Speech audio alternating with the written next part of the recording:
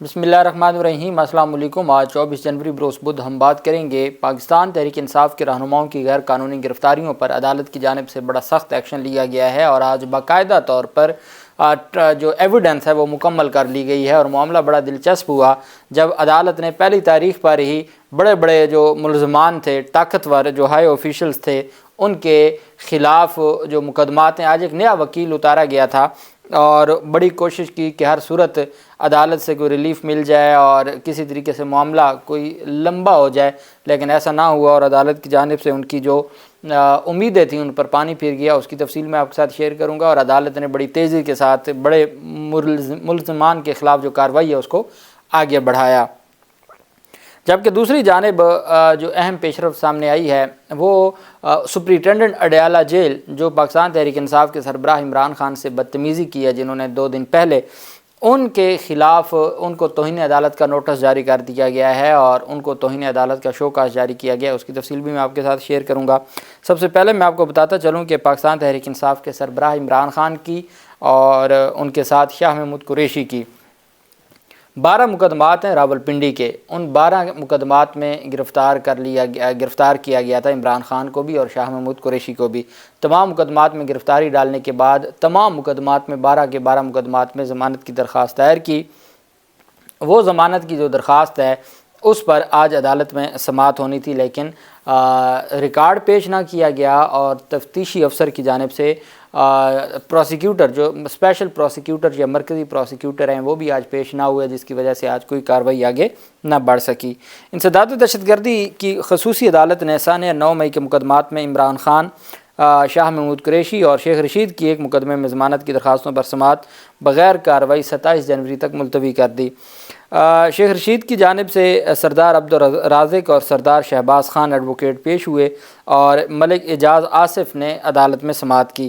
عدالت میں تمام مقدمات کے چلان پیش نہ ہو سکے اور مرکزی پروسیکیوٹر بھی عدالت پیش نہ ہوئے۔ شیخ رشید کے وکلاء نے عدالتی حکم میں یہ کہا کہ ہر صورت آئین اور قانون کی بالادستی ہونی چاہیے۔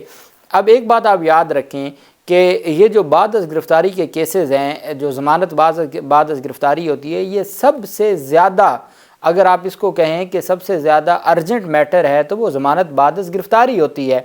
اب ضمانت بعد از گرفتاری روزانہ کی بنیاد پہ سماعت نہیں ہو رہی، لیکن جتنے عمران خان کے خلاف ٹرائل ہیں ان تمام ٹرائلز میں روزانہ کی بنیاد پہ سماعت ہو رہی ہے اور جو ضمانت بعد از گرفتاری ہے اس پر روزانہ کی بنیاد پہ سماعت نہیں ہوتی اور 24 جنوری سے 3 دن کی تاریخ کر دی عدالت نے اور 27 جنوری کے لیے ملتوی کر دی۔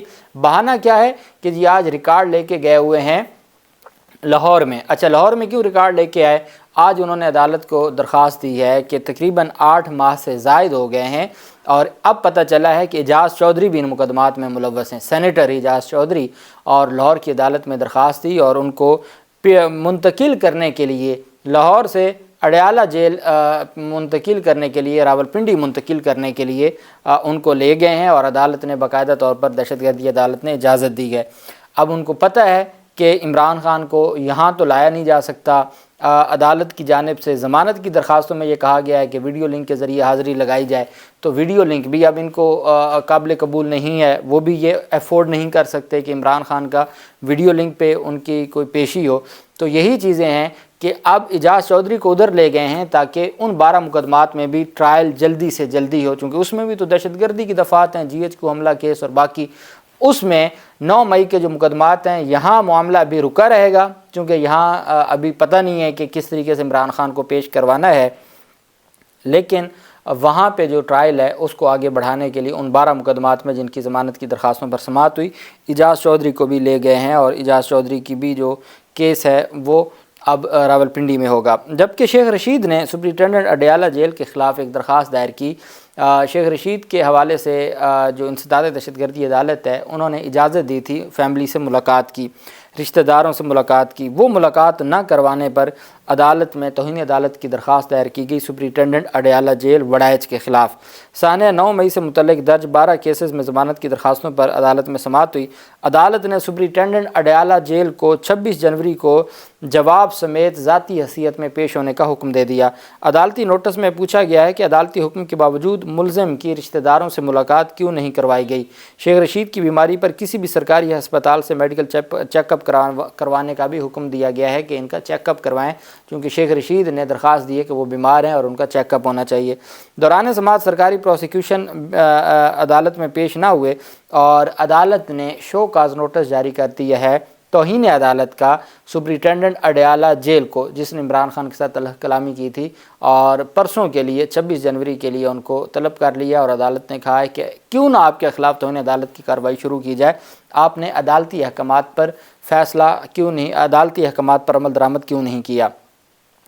بیسیکلی اب یہ جو کیس ہے جو بنایا گیا ہے ڈی سی اسلام آباد کے خلاف اور ایس ایس پی آپریشنز کے خلاف اور ایس پی اسلام آباد کے خلاف، اس میں بھی آج جسٹس بابر ستار صاحب نے یہی بات کی ہے کہ یہ کوئی عدالتوں کو اسکینڈلائز کرنے کا کیس نہیں ہے، یہ اپنی نوعیت کا واحد کیس ہے۔ اور بابر ستار کہتے ہیں کہ میں نے 50 سالہ جو ہمارا عدالتی نظام ہے اس کو دیکھا ہے، تو مجھے ایسا کوئی فیصلہ نظر نہیں آیا، کیونکہ انصاف کی راہ میں رکاوٹ بننے والے کے خلاف توہین عدالت کی کارروائی بہت کم ہوئی ہے۔ ہمیشہ توہین عدالت میں کارروائی ہوئی ہے جو اسکینڈلائز کرتے ہیں عدالتوں کو، لیکن اگر کوئی انصاف کی راہ میں رکاوٹ بنتا ہے تو اس کے خلاف جو کارروائی ہے وہ آج تک نہیں ہوئی۔ اس وجہ سے انہوں نے کہا کہ یہ ہمارے لیے ایک نیا کیس ہے اور ہم چاہتے ہیں کہ اس کو ہم آگے لے کے چلیں۔ شہریار آفریدی کی توہین عدالت کی درخواستوں پہ شہریار آفریدی اور شاندانہ گلزار کیس میں اسلام آباد ہائی کورٹ نے پی ٹی آئی رہنما شہریار آفریدی کی گرفتاری سے متعلق توہین عدالت کی کیس کی سماعت میں آج جو حکم جاری کیا ہے کہ مئی 2023 سے ستمبر 2023 تک جاری ہونے والے ایم پی آرڈرز کا ریکارڈ جمع کرانے کی ہدایت کر دی ہے عدالت نے۔ یہ 3 ماہ کا ریکارڈ ہے، سارے کا سارا عدالت نے آج طلب کیا ہے۔ ڈی سی اسلام آباد ایس ایس پی جمیل ظفر کے خلاف توہین عدالت کیس کی سماعت ہوئی۔ 3 تھانوں کا ریکارڈ آج پیش کیا گیا اسلام آباد کے۔ تھانوں کا ریکارڈ یہ ہوتا ہے کہ متعلقہ ایس ایچ او کی جانب سے ڈی سی کو لکھا جاتا ہے کہ جی فلاں بندہ نقص امن کے لیے خطرہ ہے، اس وجہ سے اس کو گرفتار کرنا یا اس کا 3 MPO کے تحت نظر بندی ضروری ہے، تو وہ اس میں بیسیکلی جاری کرتے ہیں، رپورٹ جاری کرتے ہیں اور ان کی رپورٹ پر ڈی سی نوٹیفیکیشن جاری کرتے ہیں۔ تو یہ وہ ریکارڈ تھا۔ آج ایس پی فاروق بٹر جو ایس پی ہیں ان کی جانب سے وکیل بشرا قمر عدالت میں پیش ہوئیں اور انہوں نے عدالت کو بتایا کہ ہمیں ریکارڈ نہیں دیا گیا، عدالت میری طرف سے آرڈر میں لکھ دے کہ جو ملزم ہے اس میں فاروق بٹر جو ایس پی ہیں ان کو ریکارڈ نہیں دیا گیا۔ جسٹس بابر ستار نے کہا کہ ہمیں بھی ریکارڈ آج ملا ہے، آپ کو بھی مل جائے گا، آپ صبر رکھیں۔ جسٹس بابر ستار نے کہا کہ آپ کو ریکارڈ دے دیتے ہیں۔ پروسیکیوٹر کیسر امام نے کہا کہ مجھے 10 منٹ دیں، میں ایک دفعہ ریکارڈ دیکھ لوں جو ریکارڈ جمع کروایا گیا ہے۔ عدالت نے استدعا منظور کرتے ہوئے کیس کی سماعت میں 10 منٹ کا وقفہ کیا گیا۔ وقفے کے بعد جب سماعت شروع ہوئی تو ڈپٹی کمشنر آفس کے ریکارڈ کیپر علی محمد نے عدالت کو بتایا کہ ایم پی او کا آرڈرز کا ریکارڈ میں لے کر آیا ہوں۔ عدالت نے ریکارڈ کیپر علی محمد کو ہدایت کی کہ آپ اپنا بیان حلفی جمع کرا دیں اور ڈی سی نے جتنے ایم پی او آرڈر جاری کیے اور واپس لیے یہ تمام ریکارڈ بیان حلفی کے ساتھ جمع کروائیں۔ بیان حلفی کے ساتھ اس وجہ سے جمع کروائیں کہ آپ کو سکپ نہ کر کے آئے ہوں، آپ نے جو ریکارڈ جمع کروایا ہے اس میں کوئی ریکارڈ آپ چھپا کے نہ آئے ہوں، آپ عدالت میں ریکارڈ جمع کروائیں لیکن ساتھ ایک بیان حلفی بھی جمع کروائیں کہ یہ وہی تمام کے تمام 3 MPO کا نوٹیفیکیشن ہے، کوئی بھی اس میں مس نہیں ہے۔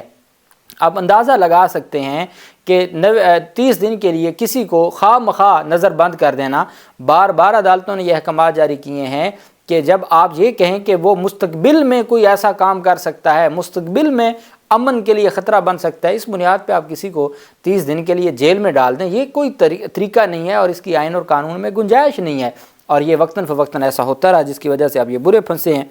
ایس پی فاروق بٹر کے وکیل بشرا قمر نے استدعا کی کہ ہم ریکارڈ کیپر پر جرا کرنا چاہتے ہیں۔ عدالت نے کہا ریکارڈ کیپر پر کس چیز کی آپ نے جرا کرنی ہے، وہ تو بیچارے دفتر کا ریکارڈ لے کے آ گئے ہیں، وہ تو ریکارڈ کے گواہ ہیں کہ جی یہ اتنے 3 MPO جاری ہوئے ہیں، آپ نے جرا کرنی ہے تو پھر آپ ڈی سی پہ کر لینا۔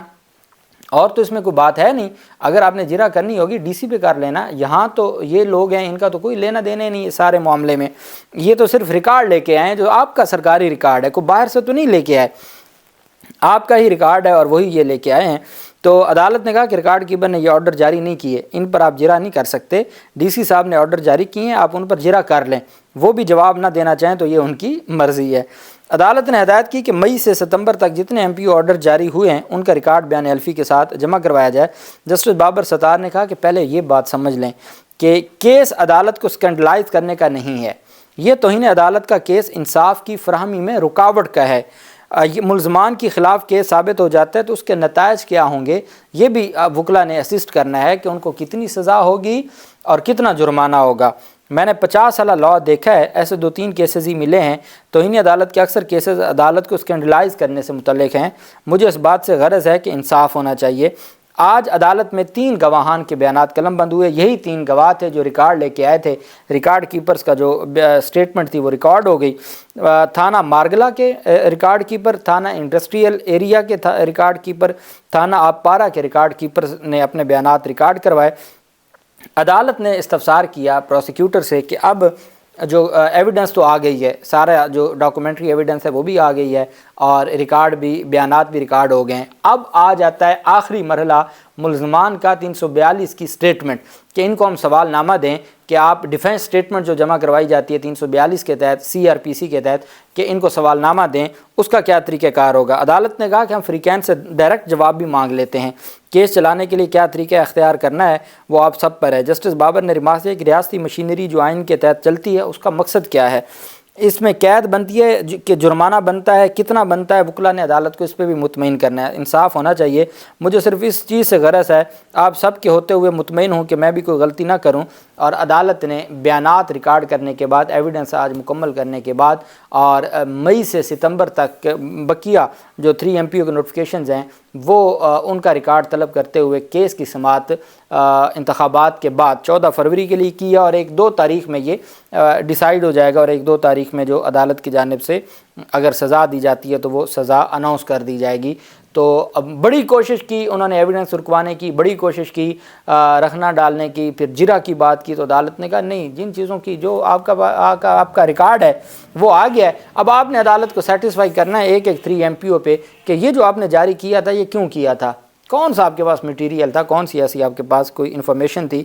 اب دیکھتے ہیں کہ جو عدالت ان کو کیا سزا دیتی ہے, کتنا جرمانہ ہوتا ہے, کیا کارروائی ہوتی ہے. جو بھی تفصیلات ہوں گی آپ کے ساتھ شیئر کرتے رہیں گے. اللہ پاک پاکستان کا حامی و ناصر ہو. بہت شکریہ. اللہ حافظ. پاکستان زندہ باد.